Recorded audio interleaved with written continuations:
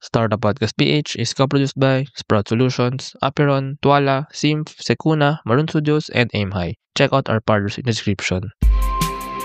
Welcome sa Startup Podcast PH, inspiring more Filipino entrepreneurs and innovators. Andito tayo ngayon sa Sipugad TBI Startup Incubator in Central Philippine University in Iloilo City. We have Silid PH space that fits you.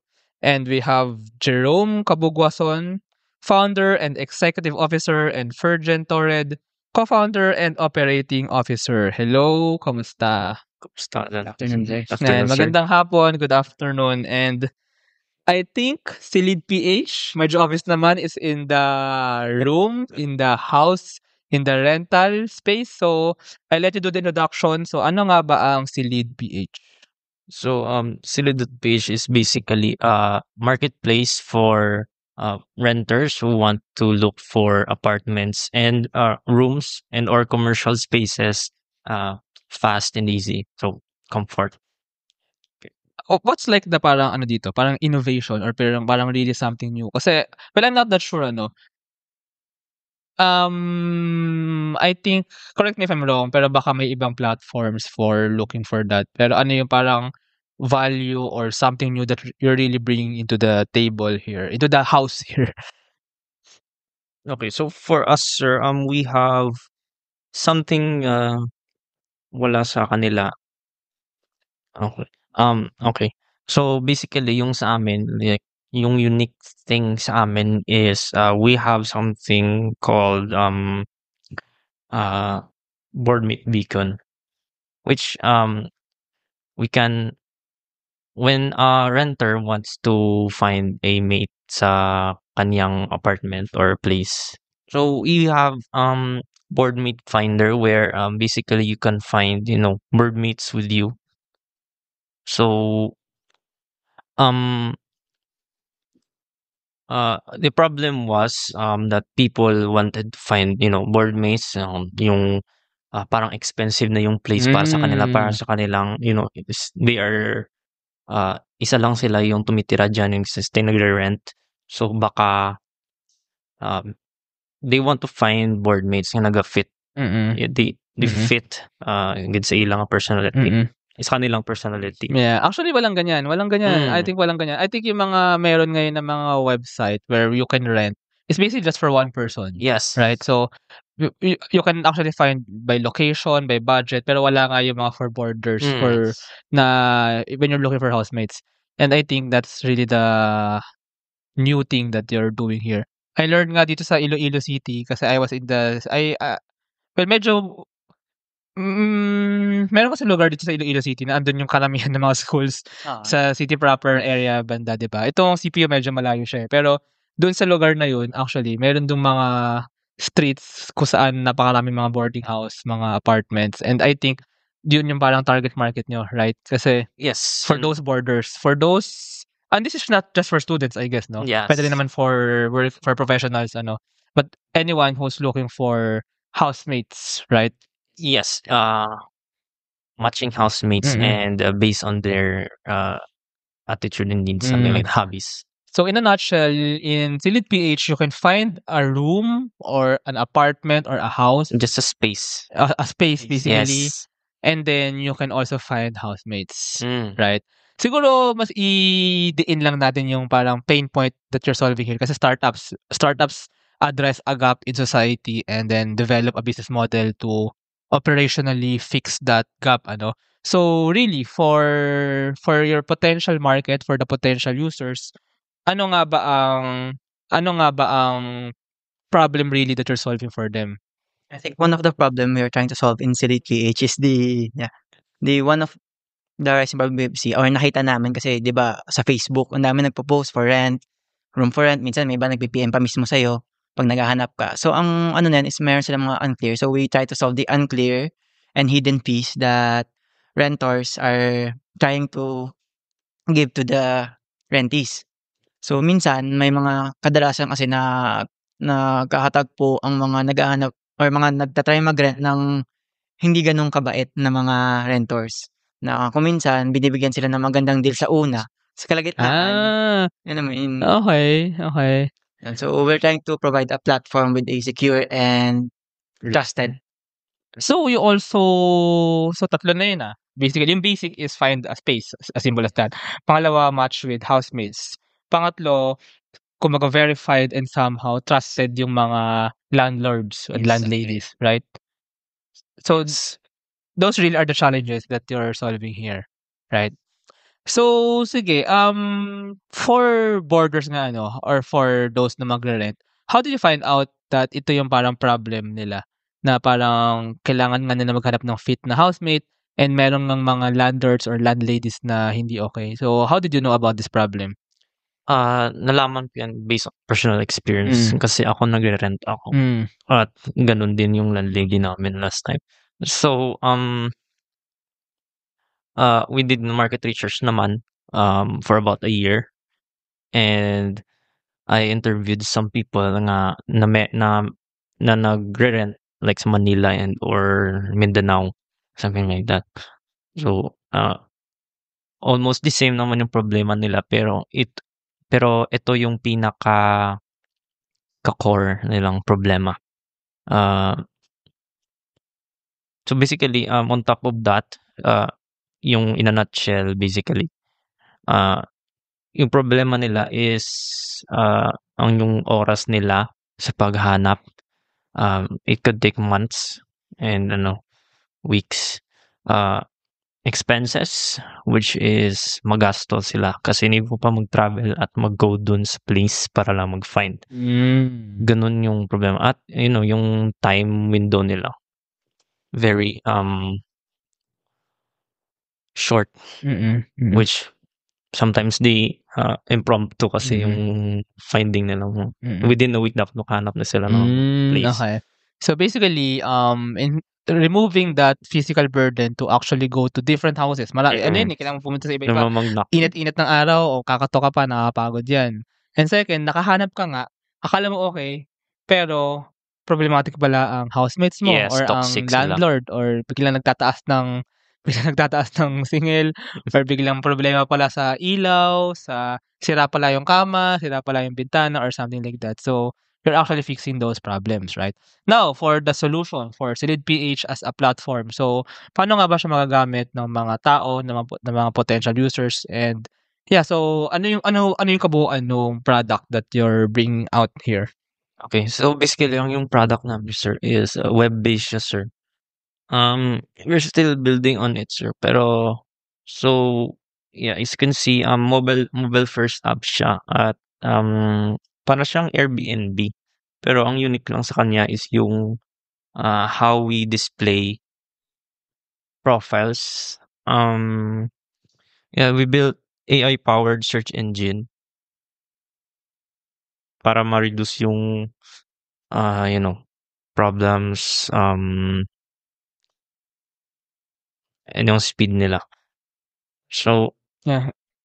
So actually, the app is basically a search engine with a personalized tailored preference sa user. So with this, you can like all the basic search engine, you can put your preference and with some more such as let's say base rate or in regards naman sa stayan is ang type of, let's say, room, ilang beds, may CR ba, mga ganun. So, yun ang mga basic preference. So, you can input that. And on the top of that, you can also, as we said earlier, we have a board mate finder, which is you can also put your preference on who you want to be with or what type of person you want to be with in that room. Because sometimes sometimes renters or mga nagre-rent po is naghahanap sila ng kasama para mabawasan yung rent nila. So, yun naman namin yan.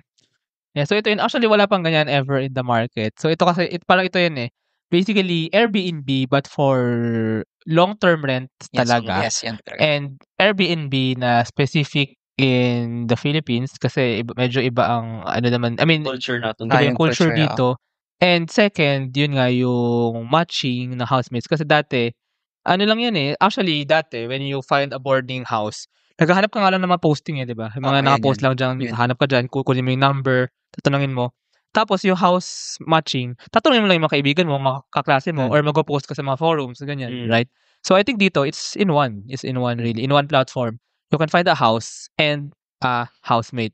Pero sige, paano pa nag-work yung matching platform nung housemates? I mean, meron pa ba yung technology behind, or it's it just like you post what you need and then kasi parang I'm imagining baka possible din diyan na ano may algorithm parang Facebook na parang ito yung Facebook profile ko, maka-match ko sino automatically kung sino yung makaka-work or makaka-live together ko harmoniously. What do you think? Yes, so we integrated AI matching system diyan sa search engine at um so based sa yung based on your profile preference ima-match ka niya based sa like matching score naman nga people or place sa gusto mo. Mm. So kung ano ikaw hahanapin niya yung para sa iyo Mm. basically. Siguro on the user experience, how will it happen? Kasi parang now separate features siya eh. Pero do you think it can be integrated into one? Like for example, ako. Or, yeah, like give a picture for a possible user. How convenient will it be na ano yung experience for him or her when finding a house here? Kasi including the finding of the housemates. Kasi I'm thinking if it's possible like in a very streamlined manner na parang for example ako as in ganito ko simple. Nalaman ko na mag-work ako sa Festive Walk for example sa BPO there. So yun lang yung input ko. Festive Walk, I will work as in Festive Walk BPO. Lalabas na yung mga possible na bahay na malapit. Lalabas din kung gaano kalayo yung lalakarin ko, iko-commute ko. And then, ang nai-imagine ko, I'm giving ideas din ang nai-imagine ko, kunwari ako, sinabi ko na, oh, itong house A na to, I'm interested dito. Pupunta yung profile ko dun. Ngayon, pag may iba ng search, lumabas si house A, makikita nila na previously, meron na parang nag-signify ng intent. So makikita nila kung sino yung mga possible housemates nila. Diba? As in, ganun kasimple, ganun kadali na searching manner, right? What do you think of that? Yes, based on our research, exactly ganyan po yung yung experience ng Mm-mm. user. Mm-mm. Actually, maganda nakita. Kung makita mo dyan, kung makikita mo sa screen, sir, actually yan. So, yun na mismo yung describe mo, sir, na when you search Ito, or may mga you add your listing, there are profiles that Okay. can be seen with appropriate details lang na included. Okay. So, you can see how many are interested in that and if that listing is still open. So, parang ganun. Okay. That's good. That's very good. So, parang may map din siya, ano? May Map geographic map. And then, makikita ko ngayon mga available na bahay or rooms or space. Makikita ko na siguro kung pwedeng doon sa space na yun, meron nang nag-rent. Meron ng housemate na talaga, di ba? And meron din yung mga nag-signify pala ng intent. Ma-possible kung maging housemate. Pwede ko na i-check kung ano sila, kung anong klaseng tao sila. Although may parang may data privacy issue din Yes. dyan. Baka gamitin yan pang stock or something. Pero ang ano naman, sir, is actually that concept is already existing pero sa ang job naman na area. So some job application or sa job listing meron silang sinasabi na ilang person ang interested sa job na to para malaman mo kung Yeah. kung kailangan makapasok or anong ang percentage na makapasok sa job na yun. So parang in-apply namin yun dito naman sa Siguro kahit aggregated information na lang na hindi sasabihin yung pangalan syempre, pero syempre, like what kind of anonymous Mm. pero what kind of job ay o what kind of ganun actually sa ibang mga ano eh. Yung mga ifahanap pa ng mga may ganyan na nakita eh actually. Actually may ganyan na nakita sa ibang bansa. I lived kasi in Taiwan eh. So may parang ganyan. I lived in Taiwan for 5 years. Naghanap din ako ng bahay doon. Tapos actually may ganun nga na sasabihin ko sino yung mga card nakatira. And sa Taiwan kasi mga ano yun eh, from different countries. Hindi nakasabi yung pangalan nila pero nakalagay kung taga saan sila. Kasi well, hindi naman sa judging by race pero the nationality gives a lot about the culture and the behavior. Pero siguro parang pwede din dito. Taga Iloilo City ba yan? Taga outside Iloilo City, taga province or maybe taga Luzon, taga Davao, Bisaya ba, Hiligaynon ba, Tagalog ba or something like that para comfortable ka sa pipiliin mong lugar kasi yun nga a space is not just a physical space but the people you share it tama. with. Right. How about naman parang business model dito? So how do you see how you can earn then as a business? So one of the business model that we have decided we have tailored for this is basically the percentage from the user and also the landlord for the listing. So we are providing them an ease of access with small fee. Like yung parang fare lang sa bus or sa jeep. So 13 pesos to be listed. Yeah, no. Service fee. Service fee. That's the convenience fee. If you On transaction only lang. if you rent, if napagkasunduan na you will rent, you will have a convenience fee. Kumbaga, well in the marketplace, in marketplace startups, you call that convenience fee. Yung parang service fee every transaction. Yeah, because of our P2P system. So, para secure yung transaction namin. Yeah, okay. How about for the listing? Free siya or may bayad? Free. No. So any landlord can list their places here. And then may fee lang, may convenience fee for every transaction done in the platform. Right? Okay. Is payroll processing taking too much of your time? Introducing Sprout Payroll Starter. For as low as 5,000 pesos per month, you get a team of experts to help you with your payroll and HR needs. We'll help compute and process payroll, handle all your government compliance requirements, and automate timekeeping. Leave the payroll to us so you can focus on growing your business. Enjoy peace of mind with Sprout Payroll Starter.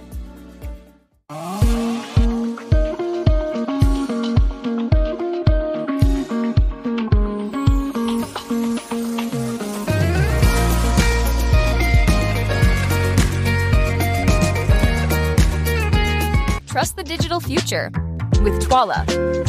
Secure and tamper-proof digital signature. Electronic notarization service. And custom AI agents for intelligent document workflows. Visit twala.io to learn more. In today's digital world, your organization needs more than just technology. It needs a strategic partner. At Symph, we build web and mobile apps that drive innovation for startups, enterprises, and organizations worldwide. Visit symph.co today. Protect your assets from bugs before bad hackers exploit them, and launch your products seamlessly with Sicuna, your trusted partner in cybersecurity. Receive reports in real time and work with security experts to find bugs in your products before others do. Let's make your security our priority. Okay.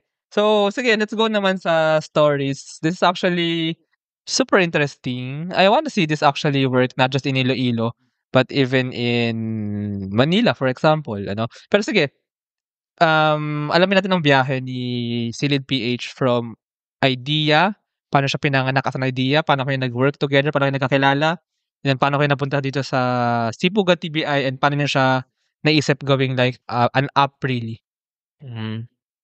So it all started like way back 2 years ago.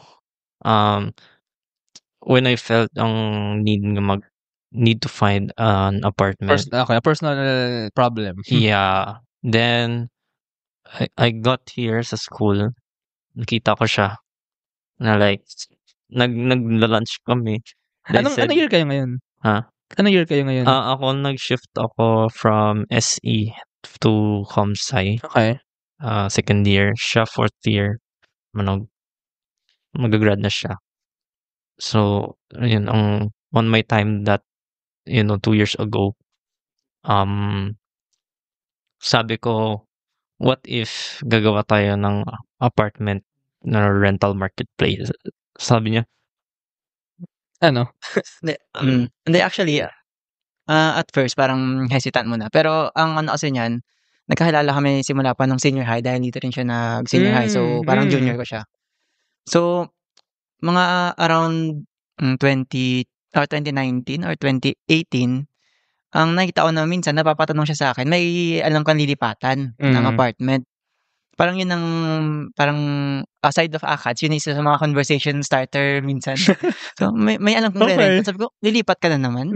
Parang ganun. Tapos nung, yun na, fast forward, pandemic, tapos nag face to face, bumalik siya sa akin, yun nakita kami dyan. Nag-open up siya ng idea na, bakit hindi tayo gumawa ng something na mas mapapadali yung paghahanap ng apartment dito sa Iloilo since yun nga naging main problem niya. So, as ano naman sabi ko, okay, possible siya na we can start naman sa ideate. Tapos we'll see kung anong mabi-build natin. Hanggang sa gumawa na kami ng market research at nalaman namin na hindi lang pala paghahanap ang problema sa apartment. Minsan yung ano mo rin, yung kasama mo rin, or minsan yung environment mo. Yeah, that's actually unique. And yeah, we need to have something like this. Yeah, do you have anything to add ba? Or, yeah. So, yung naisip nyo nang gawin yung sa mga idea na kayo, di ba? Paano kayo ngayon napunta dito sa Sipugad TBI? That time, Sir Jelv was like our advisor for another startup nga. I joined with another team. So one day he just said, gagawa daw siya ng TBI dito sa CPU. At andun din ako. So, ayun, I waited and well, eto na tayo. And nag-join na lang ako last January because I'm also building another startup again with another team. So, dito lang ako yun, here to, join TBI. Okay, that's it. So, yun na nga yun. Actually, nagulat din ako nung, siyempre, ang matagal na may idea to, tapos na-startan na rin namin way before pa ng Sipugad. Tapos, yun nga, nung January, yung nag-open na to, sabi niya, ay, kasama tayo. Attend ka ng meeting. Sabi ko, saan? Actually, hindi ko talaga alam na dito pala kami kasama. So, yun, sabi niya, attend ka ng meeting, may tayo sa TBI. Tapos ako nalaman na kasali na kami dito na para maging incubatees at maka-learn or matuto ng mga ways on how to build the startup. So, sabi ko, okay, mas okay siya kasi meron na tayong makuha ng information at mas mapapadali yung natin process when it comes sa pag-build ng startup. Yeah, and then ngayon, under development yung app or tapos na ba yung app? Or... So, currently, we're still under development. So, we have... sige, go ahead. So, we have our development team naman na go with the So, sino yung inyong development team? Pwede bigyan ng shout out? Actually, so pwede ma-scroll down. So, yeah. Ayan, sa baba pa. Isa pa. Downgrade care? Care? Downgrade bro. Sige. So, ang additional team namin sila Ian, Clyde, at Chad. At meron pang isa si Elion. Shout out sa inyo. So, we are basically 5-man team here. So, yeah. All of them are SE and me and Elion are from Comsci. So, are you looking for possible investors ba? Or ano ang inyong plan on materializing this? Yes, we are looking for, investor, and currently we are on track naman to build the software. So, around siguro 5% pa kami na progress. So, kailan siya balak i-launch? We are looking at Q4 2025. Okay, this year na. Yeah. And then after launching, how do you plan to have listings ng mga spaces? And how do you plan to market this to the possible users? Yeah, we already did maghanap ng mga apartments. So 5 sila nag-join and we got their data. And we are planning to advertise on Facebook and on our other platforms. So but basically yung core namin is maghanap kami on foot muna dito sa magkakatutunan kayo isa-isa ng mga yeah, flyers thingy like that. May nalaman akong street daw sa tabi ng I guess that's for UP Visayas in the city kasi andun ako kahapon. Meron daw sikat doon na street na parang sobrang daming mga boarding house doon. I think the name is Ibierna Street. I think ganun naman sa mga schools dito, 'di ba? Parang merong I guess in CPU ganun din. Merong malapit na street dito na andun karamihan ng mga boarding house, right? And I guess yung for the for maraming ang BPOs ngayon sa Festive Walk area. So I think meron ding area sa maybe Mandurriao na maraming mga apartments for rent, 'di ba? Parang ganun siya. So, katok-tokin nyo sila. Yeah, because Ipalit na hindi sila. namin sila ma-reach via Facebook yung Mm. most of them. Kasi yung groups pinifilter ng admin. Mm. Ano. But also, if you think of a smart way to do this, well, I think yun na yung smart way. We have Talaga yun. we have another startup naman to handle this advertising. Okay. Yeah. Or really, just post it in Facebook, social media, and kasi if it's a free listing naman for them, so why not, di ba? Yeah. Although may onting effort for them to like put in the details, but it's free for them. Although may iba kasi dyan na landlords, hindi na kailangan ng listing kasi may occupant naman na. Yeah, so yeah, but I think for the listing, you really have to yung change time naman ng mga occupants is mabilis naman. yeah. I think for schools, max na yun syempre 4 years. Kung university, kung college, 'di ba? Pero some of them like same lang 6 months, 1 Yung year. iba nga lang, yung mga 1 month pa lang. 1 month. 3 Meron days. ba? Pwede ba yun? Oh, depende sa contract. Hindi, usually naman ang contract 6 months or 1 year. O hindi ba ganun dito? Kasi sa talaga? Wala, merong open contract lang. Oh, okay. That's good. Kasi ngayon, well, I'm from Manila. Parang bihira ka na makahanap ng weeks even. Kung if you want short-term weeks or days, sa Airbnb ka talaga or sa mga ibang apps. Pero like yung normal na long-term is really like, swerte na makakuha ka ng 6 months. But it's usually like 1 year. And ang kinaganda naman ng long-term, mas mura kasi siya talaga, diba? Puro dorm, diba? Well, uso nga ngayon yung parang mga dorm style na mga hostel where students and professionals stay. How about marketing naman for the boarders, for the space occupants? How will you market out to them? Magti-TikTok din ba kayo or something? It's basically easier naman mag-market sa mga boarders since our page is visible naman always sa kanila.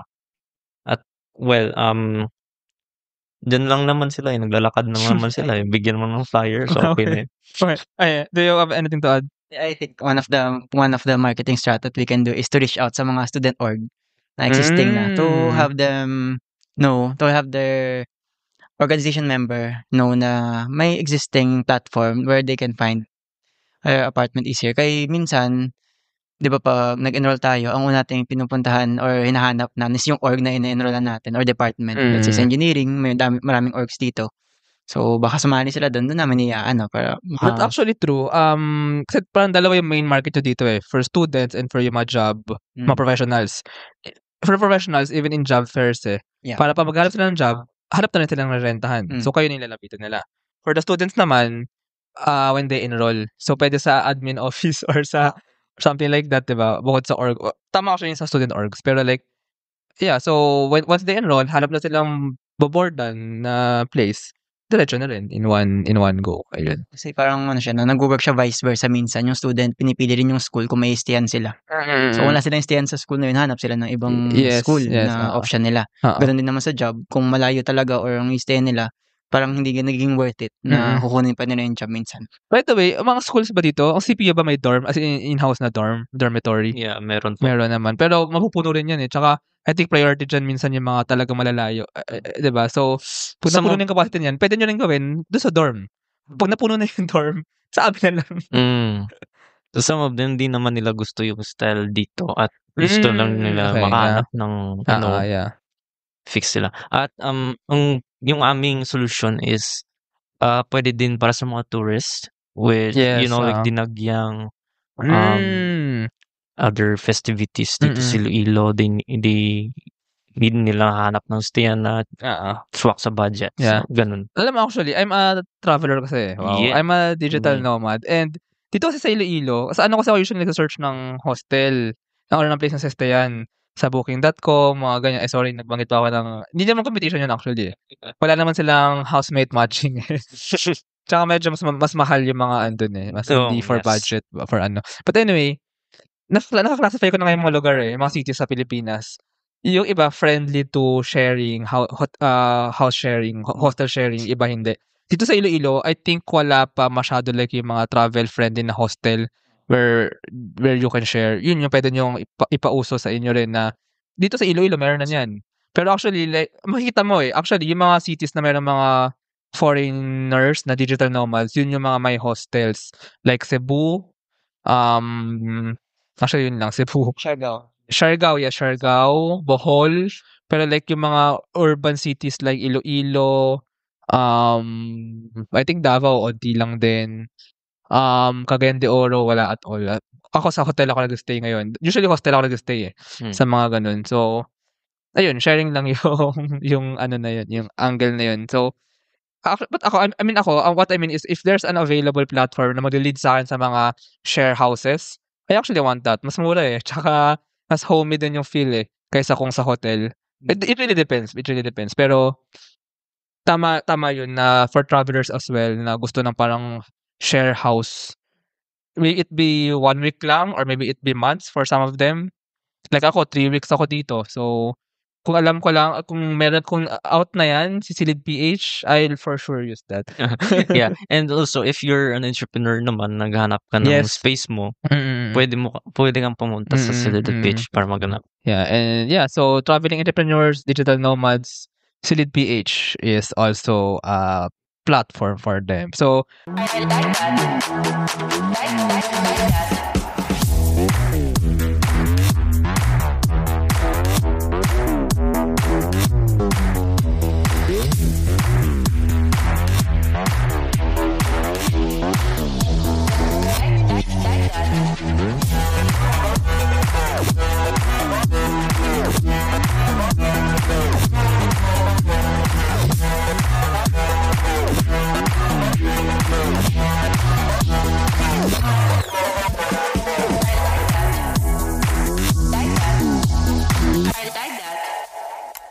Introducing Aim High. Smarter construction management starts here.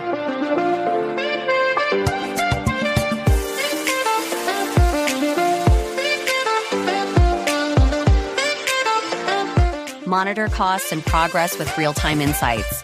Plan ahead and adapt with streamlined scheduling tools. Make data-driven decisions to avoid costly delays. Increase efficiency and profit with Aim High.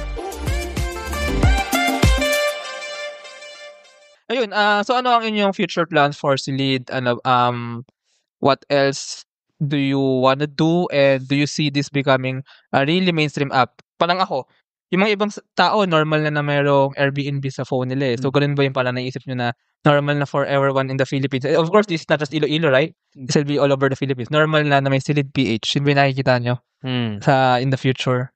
So our plan today is for the first 1.5 years will be on website format muna. Then we'll transform into mobile app.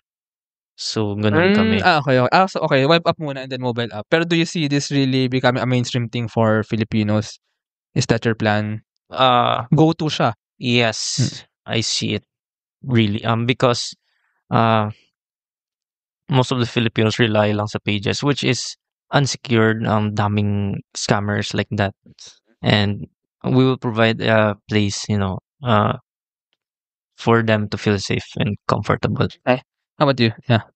I think yes, we see this as we see in the future this to be a mainstream thing since renting is a cycle. So it's not really a permanent time na si renter aalis minsan. Kaya nga nag-rent sila is for limited time lang. So we see this as a cycle and since it's a cycle, it will become a mainstream platform na rin for the users. And siguro isa rin na yun namin yun na parang business platform na mga hindi lang recurring clients or mga bago. So mga new. So mga upcoming colleges or upcoming graduates na makakuha ng trabaho. So yun naman. Yeah, that's actually true, no?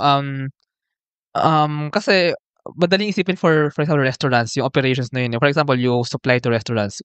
Daily operations Pero actually, tama yun. Rental is actually an operation too. But medyo mahaba nga lang yung time frame. Yearly or maybe monthly, every 6 months. Pero hindi mauubusan ng mga mag-rent. As long as may schools, universities, as long as may businesses here in the city or businesses anywhere, and merong mga talents from outside the city or from a different place, there will always be renting. So that's actually the market that you're really tapping here. So, ayun, thank you so much for this conversation. If our listeners want to know more about Silid PH, maybe there's an investor maybe who want to work with you, how can they know more information? Um, yeah, they can just go to our Facebook page, silly.ph, and if they wanted to, they can visit our website, silly.versal.app. So, we have no domain yet, so Okay. Yeah. we'll buy soon. Yeah. So, So, I'll put those details below sa description. Silid.versal.app, ang website, and Facebook page, silly.ph. silid.ph. Okay. Thank you so much. Yeah, thank you, sir. Thank you, and salamat. Thank you for your time, sir. Thank you very much to our 57 patrons. This episode is super powered by AskXPH Academy, our official e-learning partner. Get certifications on Lean Six Sigma, project management, data science, and more. Founders Launchpad, our ecosystem partner. Early stage accelerator providing venture capital funding, operational support, and mentorship. Gumdrop Lab, creating scalable apps to transform your ideas into digital experiences. Cloud CFO, tech-forward cloud-based accounting service provider for businesses. Cloverly Tech, all-in-one digital platform for property developers. Body BTs, accessible and personalized diabetes self-management application. HKB Digital Services, tech-based business tools including payroll, ticketing, and loyalty rewards. Hyperstocks, digital banking enabler for rural and thrift banks. One CFO, CFO services, bookkeeping and tax, and payroll processing for startups and small businesses. Unawa, driving digital transformation with secure, legally enforceable electronic signatures and robust AML compliance. Schooltech, all-in-one AI integrated school and learning management system. Better Support, a Manila-based BPO company. They are offering a referral program for anyone who can bring in new clients. Let us know if you know any Western-based business that might have a need. Britana, cloud-based enterprise-grade ERP solution that fits a small and medium business budget. Wonder Brand, data science-driven brand strategy and design company for emerging markets. Fail Coach, business training, coaching, and consulting for startups and SMEs who are scaling or finding product market fit. Drive Manila, Philippines' largest peer-to-peer car rental community. East Point Business Outsourcing Services, one-stop shop for streamlined business solutions for MSMEs such as business registration, bookkeeping, and more. Doon, Philippines' first fully insured peer-to-peer car sharing marketplace. Hire Business Solutions, provider of the most configurable cloud-based payroll system in the Philippines. DVCo Technologies Incorporated, IT solutions specializing in software development, blockchain smart contracts, digital wallets, and cybersecurity. Mata Technologies, Philippines' premier provider of virtual tours and maps for LGUs, real estate, tourism, and private businesses. Looking for buy and sell online with Sigurado sellers. NutriCoach, personalized nutrition and weight loss programs for you. This episode is powered by Pareto Consulting, Jure.ph, Big Giant Games, Pahatid PH, Wistless PH, Tech Tribe, Yay, Uplift Code Camp, Board Prep, Dohe Philippines, Edfolio, Hive Rooms, Kazam, Code Sham, Sirius MD. Support the podcast through the link in the description.